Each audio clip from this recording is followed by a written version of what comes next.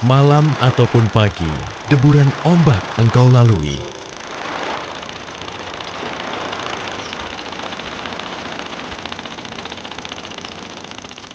Dingin dan gelapnya lautan pun engkau lewati. Itulah pengabdianmu, agar semua dapat menikmati tangkapan jaringmu. Ayo mana Bu? Belum pulang, masih di laut. Engkaulah pelautku, engkaulah ayahku. Ayah, ayah.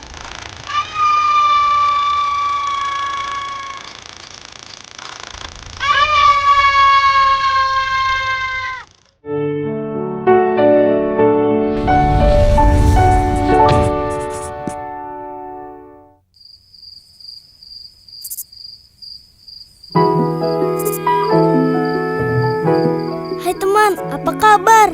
Di lingkungan rumahku, hari masih gelap. Tapi aku sudah bangun loh teman. Itu karena hari ini aku akan ikut ayah pergi bekerja. Ingin tahu apa pekerjaan ayahku? Ikut aku dan ayahku bersiap-siap ya teman.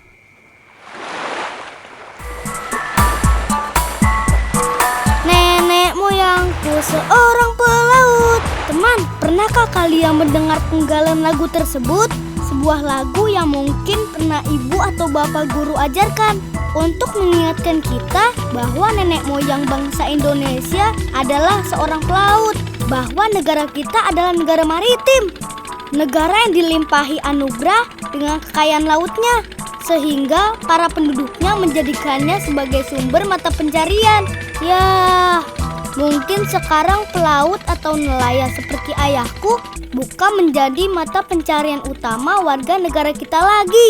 Tapi masih banyak kok nelayan di negeri tercinta kita ini, seperti ayahku dan mayoritas warga di kampung nelayan Kali Adem ini. Oh iya teman, aku sampai lupa memperkenalkan diriku. Namaku Rudi Hartono. Aku dan ayah selalu berangkat ke laut setelah subuh setiap harinya.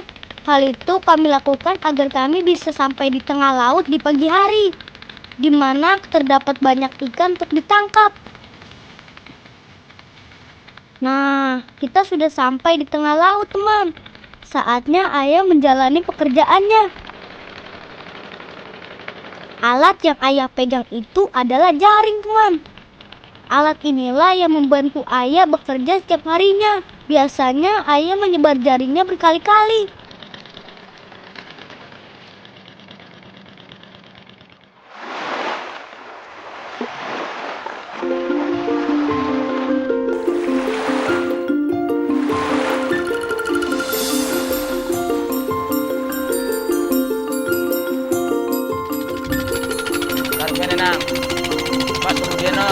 Setelah menunggu beberapa lama, sekarang saatnya jaring diangkat. Aku harus membantu ayah nih teman. Wah, nampaknya ayah kurang beruntung hari ini teman, karena tangkapan ikan yang didapat tidak seperti hari biasanya. Padahal kondisi ombak cukup normal. Ikan yang biasa dijala ayah adalah ikan samge, kapuk, kembung, banji-banji, cunang, baronang, dan lain-lain. Tapi akhir-akhir ini seperti hari ini, ayah hanya bisa mendapatkan sekitar 3-5 kg ikan samge seharinya. Padahal dulu setiap hari ayah bisa mendapatkan ikan mencapai 10 hingga 30 kg seharinya. Wah, kenapa saat ini susah ya mencari ikan? Padahal laut merupakan sumber daya alam terbesar yang menyimpan beraneka ragam hayati yang bisa dimanfaatkan manusia dan takkan habis hingga akhir masa. Tapi karena banyak yang menyalahgunakan cara penangkapan ikan seperti menggunakan racun dan alat peledak, jadi banyak terumbu karang sebagai tempat tinggal ikan yang rusak. Hal ini yang mungkin menyebabkan hasil tangkapan ayahku semakin sedikit ya teman.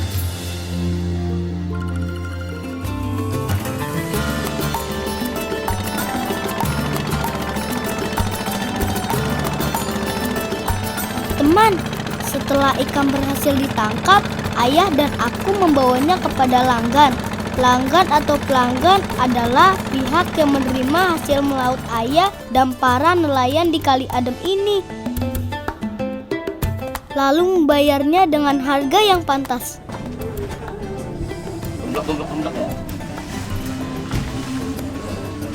Pertama-tama, ikan hasil melaut akan disortir terlebih dahulu. Hal tersebut dilakukan agar penentuan harga ikan dapat dilakukan secara adil. Kemudian, ikan yang telah disortir harus ditimbang terlebih dahulu, teman.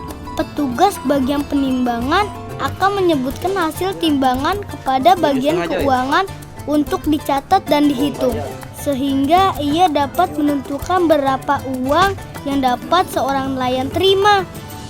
Ikan-ikan yang telah ditimbang tadi dimasukkan ke dalam lemari pendingin bersama es batu agar tidak busuk.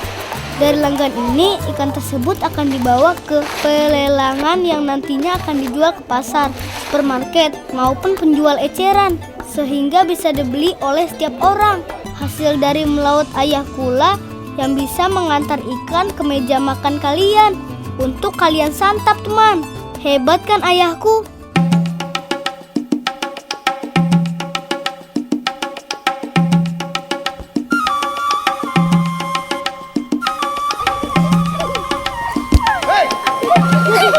Pulang!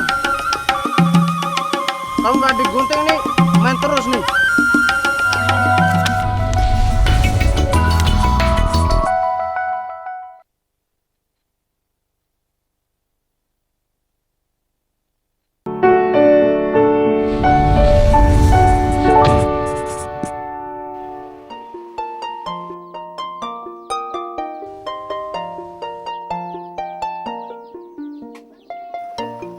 Teman, lihat deh, ayahku sedang memasang pelampung pada jaringnya.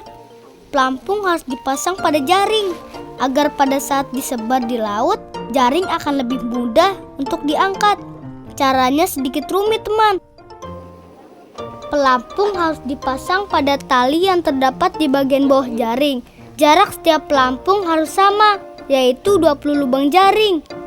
Ayah harus cermat saat memasangnya, karena bila tidak tepat, jaring akan tidak merata saat dilempar ke laut nanti. Rud. Iya, Kak. Sini. Duduk. Nih, ini Wak kamu minjem jaring nih. Nah, anterin. Oh, ternyata Uwa atau pamanku yang juga seorang nelayan ingin meminjam jaring ayah. Ikut aku mengantarnya ya, teman. Kita kapan main bolanya? Ada bentar aja sih. Di jalan menuju rumah Uwa, aku bertemu dengan teman-teman bermainku. Mereka malah mengajakku bermain bola. Rudi mau kemana? Mau nganterin jaring ke rumah gua. Daripada nganterin jaring, masih mending main bola aja ya dulu. Jaringnya buat gawang. Aduh, bagaimana ya teman? Jaring ini kan mau dipinjam Uwa. Yuk. Ayah, maaf ya, sebentar saja. Baru setelah itu aku akan antar jaringnya ke rumah Uwa. Teman, aku dan teman-teman mainku biasanya bermain bola di komplek mewah yang berbatasan dinding dengan pemukiman nelayan Kali Adem.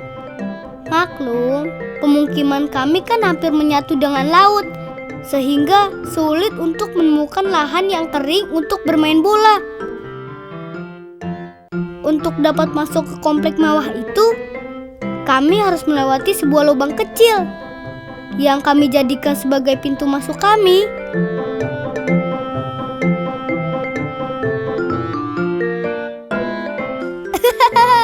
Seharusnya kami tidak boleh bermain di sini, teman. Kalau satpam kompleks ini sampai tahu, kami pasti diusir.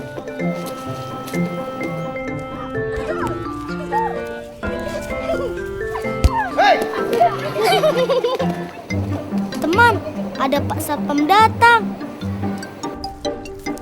Hei, pulang! Ini kalau nggak digunting nih, main terus nih. Jaring ayah digunting, teman. Pulang! Jaringnya robek. ini semua salahku. Seharusnya langsung saja tadi aku antarkan jaring ayah kepada Uwa. Aku sungguh merasa berdosa, teman. Bagaimana ini? Ayah pasti marah kepadaku.